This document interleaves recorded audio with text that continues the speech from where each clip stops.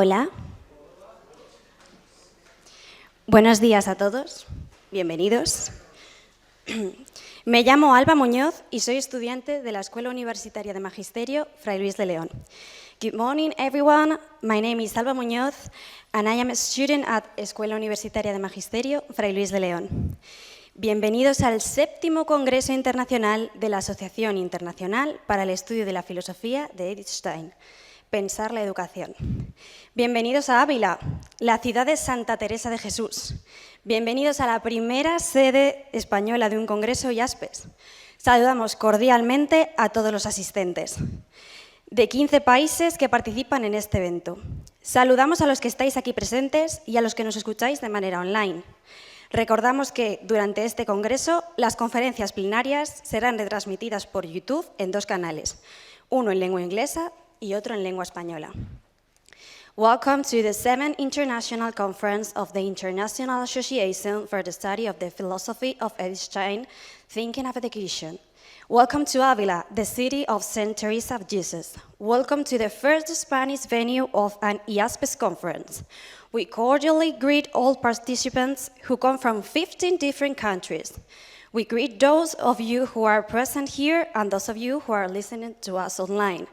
We remind you that during this conference, the plenary lectures will be broadcasted on YouTube by 2 different channels, one in English and one in Spanish. Those who wish to listen to the simultaneous translation in English should use their mobile phone with headphones and connect to the English YouTube channel of the conference. Procedemos a la inauguración del Congreso con la intervención de los representantes de las 3 entidades organizadoras. Tiene la palabra la excelentísima señora doña Lidia Jiménez, presidente del Consejo Directivo de la Universidad Católica de Ávila. The conference will be opened by the representatives of the 3 organizing entities. Her Excellency Miss Lidia Jiménez, President of the Board of Trustees of the Catholic University of Ávila, has the floor.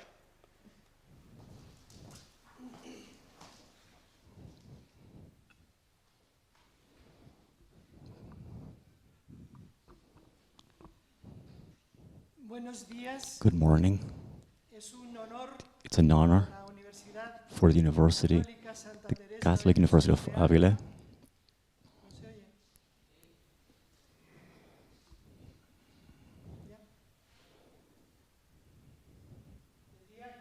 He said that it's an honor for the Catholic University of Ávila to hold this conference in its 7th edition, the first in Spain. It's an honor for me as well to share the board with the president of this association, whose aim is to spread the thought and to get deeper in the thought of that great woman, philosopher, saint that is Edith Stein. In the name of the university, I thank you that you have chosen this venue to celebrate this conference. I've been greatly surprised that in a moment when media is so important, so many people from different countries have come to share ideas of the thought and philosophy of Edith Stein and Saint Teresa.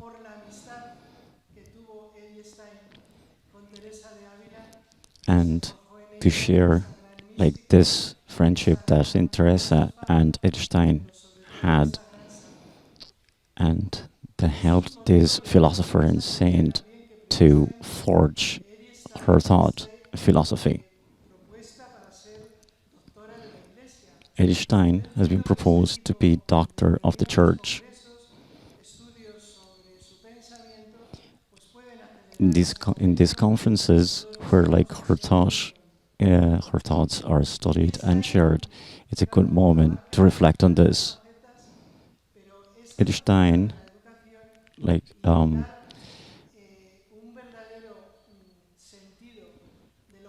proposes a real sense of education, of an integral education, an education that tries to get the best from the person, from the intellectual, moral, the physical, the spiritual. It's a main topic in her philosophy. I'm going to draw something from her thought, including in one of her works, where she poses that all through the 19th century, women were influenced by the Enlightenment,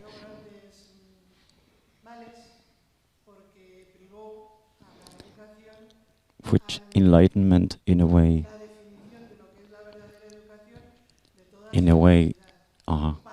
impeded the definition of what real education should be.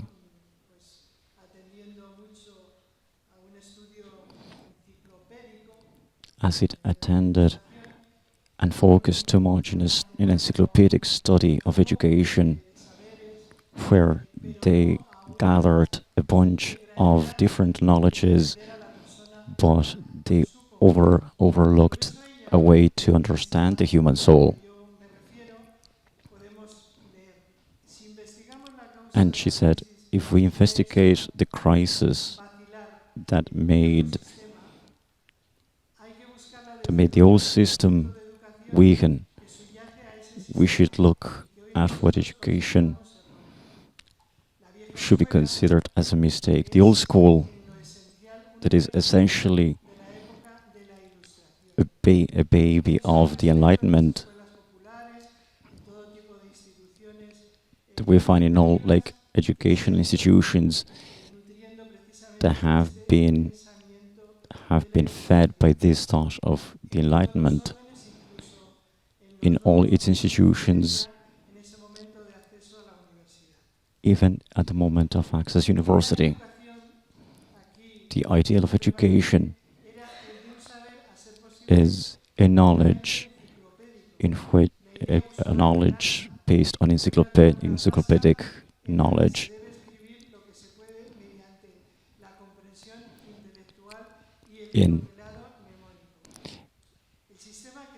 It's a system that has been grown with evident deficiencies, and it helped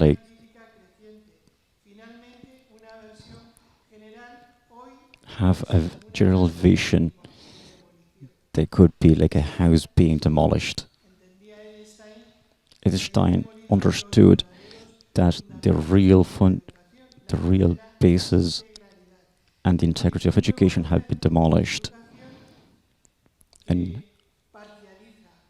in a moment of education that biases the person,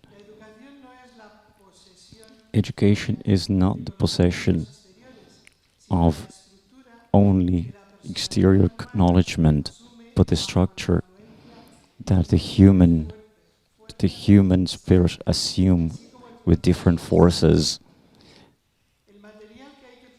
The material that we should have is the anemic elements and exterior elements of the human soul, taken from the exterior and incorporated to the organism.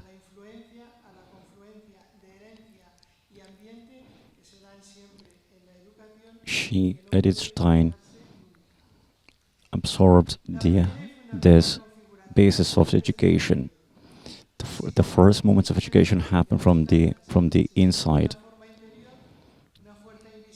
There's an invisible force that makes that what you have inside grows and is hidden within the human being, an integral force that drives them in one direction,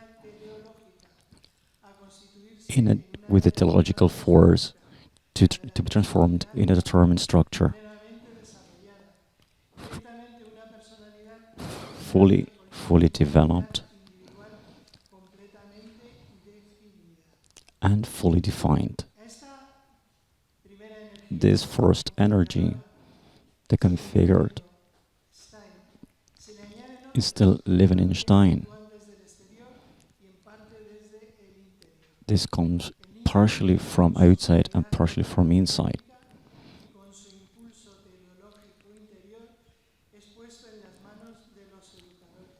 The child is put in the hands of educators.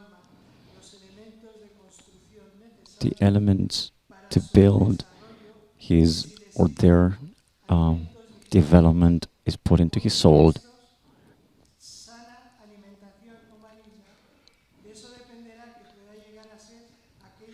This depends, this will make the structure of his learning.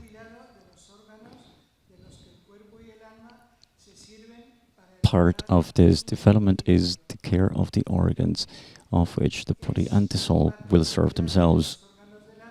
It's partly the organs of the soul that we will limit to Christ, that only will be fully functional as long as they are exercised above a material adequate to them. The senses, through accommodation and distinguishing values, figures, colors and sounds, understanding with exercises of thought and knowledge, election, decision, denouncing, tasks adequate to the exteriors which contribute to the formation of different powers. To this exterior is programmed where I have the influxes from the environment that act upon the children, but only these ones that could be penetrate the interior of the soul. This that is not only acquired by senses and intelligence, but also touches the heart and feelings. And this is what she thinks that is only the formative and education material. The hands that configure the human educator are not only limited to the primary modification from the interior. There are other forces configuring from inside. The small child is put in the hands of the educator, the human being that makes him grow and helps his spirit grow. Thanks to its, he can still work in his own formation and can freely, with its own strengths, can look after for their own perfection and can open or close influxes as it's configured by the exterior forces are given like natural gifts that are given to them.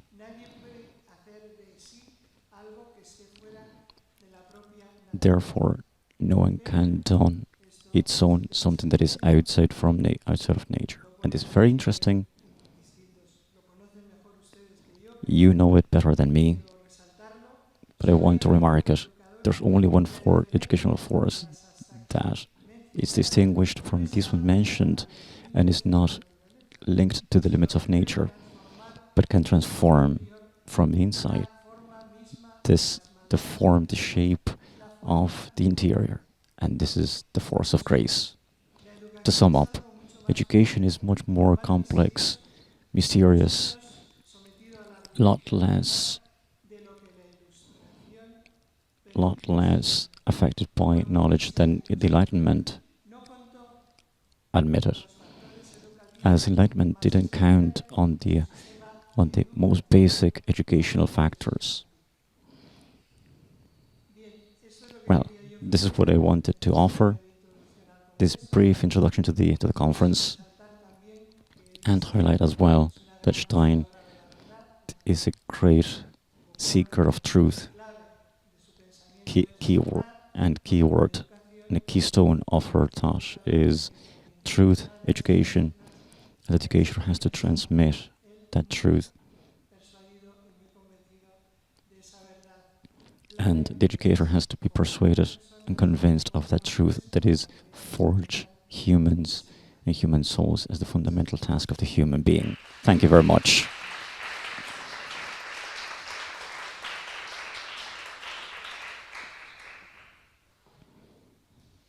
Muchísimas gracias. Ahora damos paso a la ilustrísima señora Doña María del Carmen Madrid, directora de la Escuela Universitaria de Magisterio Fray Luis de León en Valladolid. Thank you very much. We now give the floor to María del Carmen Madrid, director of the Escuela Universitaria de Magisterio Fray Luis de León in Valladolid. Thank you very much. Good morning and welcome to this conference. That the first one who says congratulations, the first is me for being here. Good morning. Welcome everybody to this conference. And thank you very much for counting with this small teaching school in Valladolid. And as a director, I feel delighted to be here in this conference that is focused on education through the thought of Edith Stein. I am not an expert in Edith Stein and have read very little, but when I read of her, I can identify myself with her, and I feel more secure and sure of what I think being a Catholic, because I see that education in an article that she gave to another article given by a Capuchin father called The Fight for a Catholic Teacher, in which Professor Alderman criticized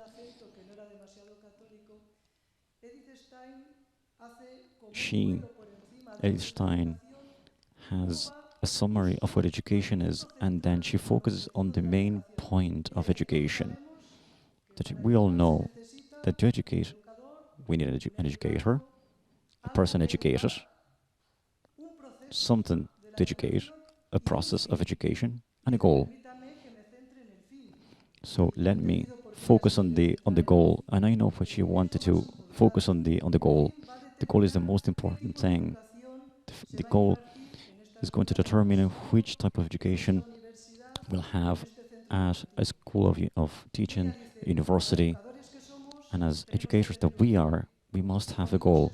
As Catholics that we are, we only can have a goal, which is to form the children of God so they work the capacities that they've received with the object that, according to the to the will of God, they can do something with their life. If we can achieve that with our educational work, we reach that goal. We can call ourselves Catholic teachers. It is not that we are Catholic teachers because we're Catholic on the one hand, and we have a spiritual life, and on the other hand, we're educators, but we do with methodologies or pedagogies that are fashionable, but they're not based on a Catholic anthropology.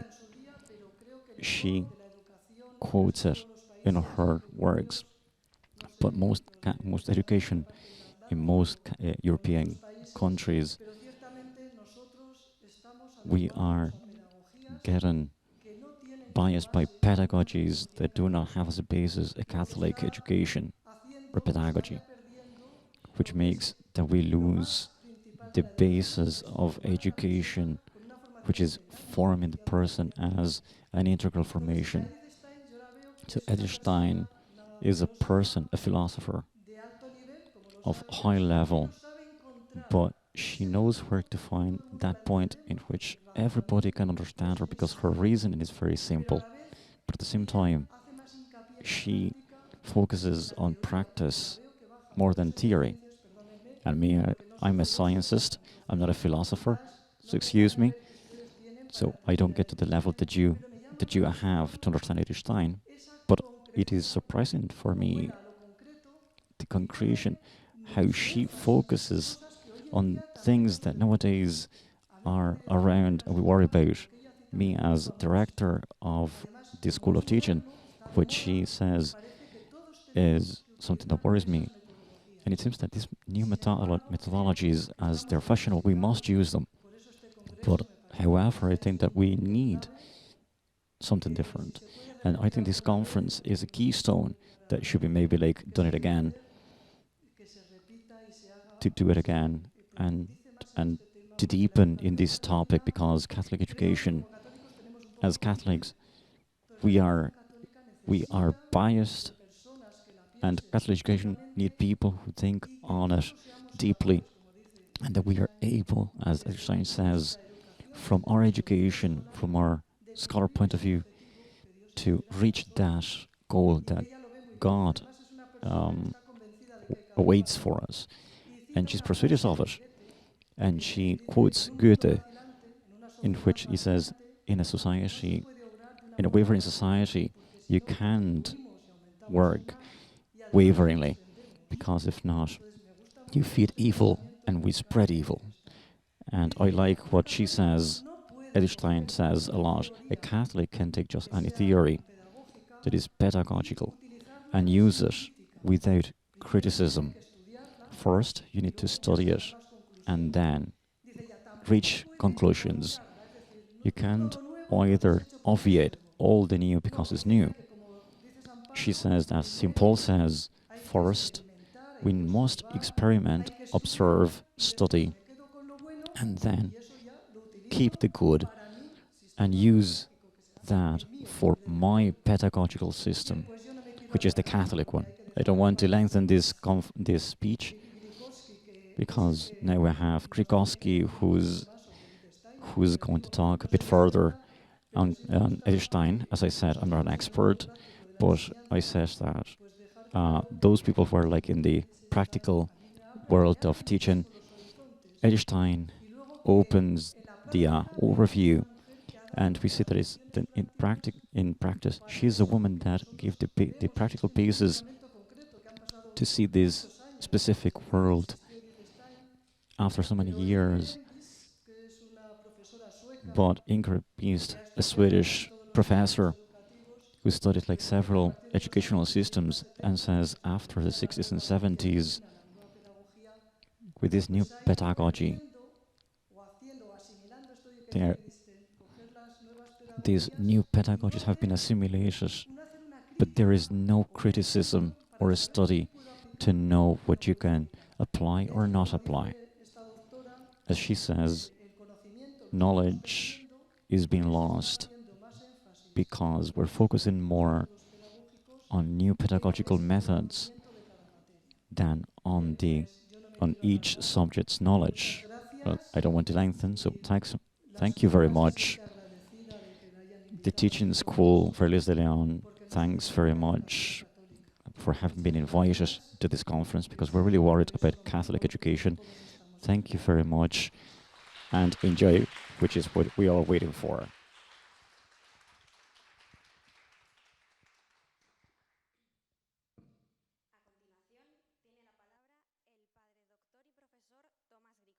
Presidente de la IASPES, profesor del seminario St. Meinrad y de la Escuela de Teología de St. Meinrad, Indiana, Estados Unidos. Quienes deseen escuchar la traducción simultánea en lengua española de la intervención siguiente deben utilizar su móvil con auriculares y conectarse al canal de YouTube de español del Congreso. Dr. Thomas Grikoski, President of the IASPES and Professor of St. Meinrad Seminary and St. Meinrad School of Theology, Indiana, USA, will now take the floor. Thank you.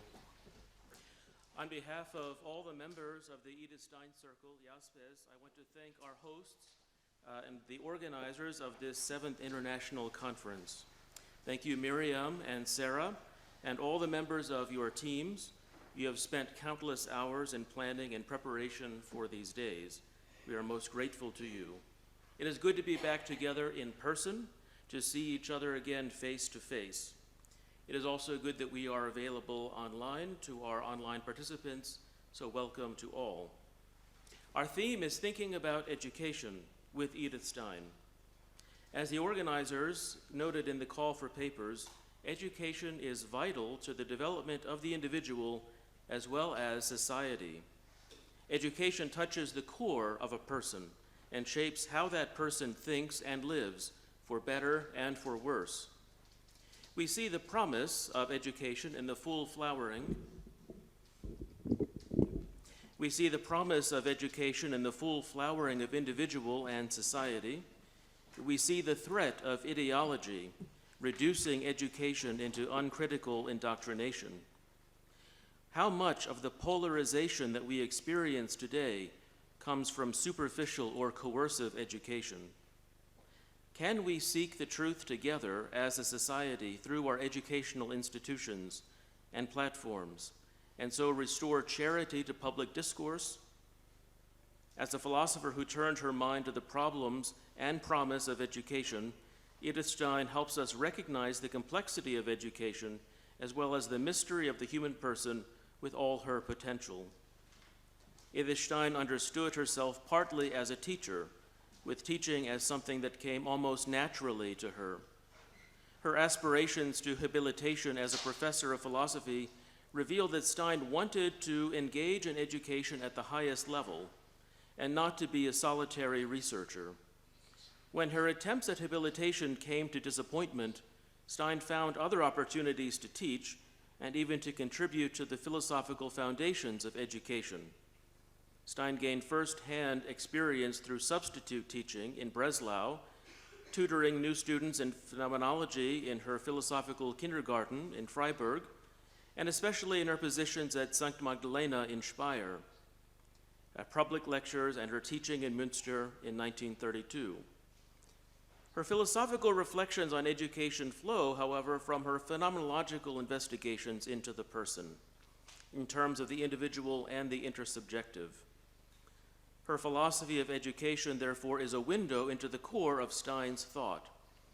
It is the continuation and development of her philosophical career. It is not a mere side project taken up out of practical necessity alone. As a window into the core of Stein's thought, I propose that we find the themes of education and development, that is, Bildung und Entfaltung, reappearing throughout the corpus of her writings. Bildung und Entfaltung is the title given to a collection of Stein's essays on education edited by Beate Beckmann-Zöller and Sister Maria Amata Nair. Bildung is translated in English often as education, but formation is closer in meaning. Entfaltung is literally unfolding, but more commonly means development, which also translate Entwicklung. The word for education would be Erziehung or Ausbildung. Although education as Erziehung or Ausbildung is not a major theme in Stein's work prior to her time in Speyer, the concepts of Bildung and Entfaltung and Entwicklung occur throughout her works. Here are 3 examples. In her dissertation on empathy, Stein notes that, quote, the individual with all his characteristics develops under the constant impression of physical and psychic influences. Under other circumstances, he would have developed differently. This variability is not unlimited. Within the individual form, we strike an unchangeable kernel, the personal structure. The psychophysical empirical person can be a more or less complete realization of the spiritual or mental one. It is conceivable for a human being's life to be a complete process of his personality's unfolding, but it is also possible that development does not permit a complete unfolding. In view of a philosophy of education later to be developed, we could say that the role of the educator is more about encouraging the unfolding of a person's core rather than the imposition of ideas and values. There is a limit to what education can do, both positively and negatively. Education cannot erase a person's core identity, but an empathic teacher can help a person blossom and unfold more fully. Soon after in her treatise on individual and community, Stein develops this insight. Life power and the sentient abilities can grow and diminish under the influence of external environment. But the core of the person and the being of the soul do not know any such development. quote, "If you possess no mathematical aptitude, even the most exquisite instruction won't make you a mathematician.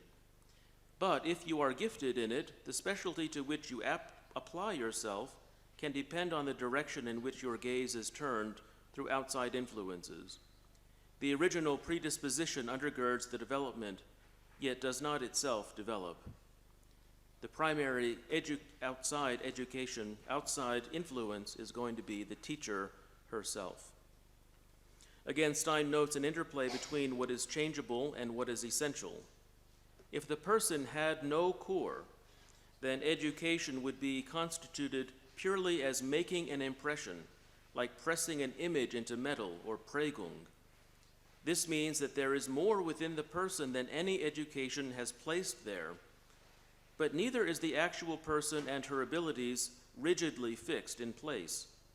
If that were so, then education would be useless, since a person will either have some ability or not, regardless of the external influences. Education is the thoughtful shaping of the environment, both physical and intersubjective, to draw out from the learner what may be hidden within. Stein recognizes the duality of being, especially human being, as both essential and existential, as both grounded by a store of potential and free to choose how to develop that potential into actuality. I have found that the image of unfolding fits this dynamic, and Stein uses it to describe the meaning of being at the apex of her ontological investigations in finite and eternal being.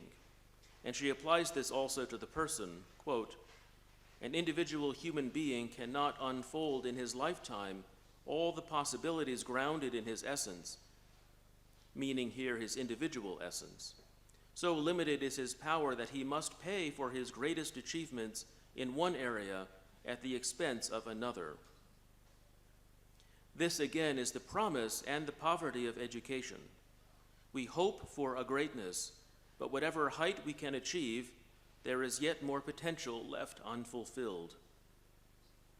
Stein may technically be classified as an essentialist, even in education theory, but her understanding of the essential is one of plenitude rather than mere limitation.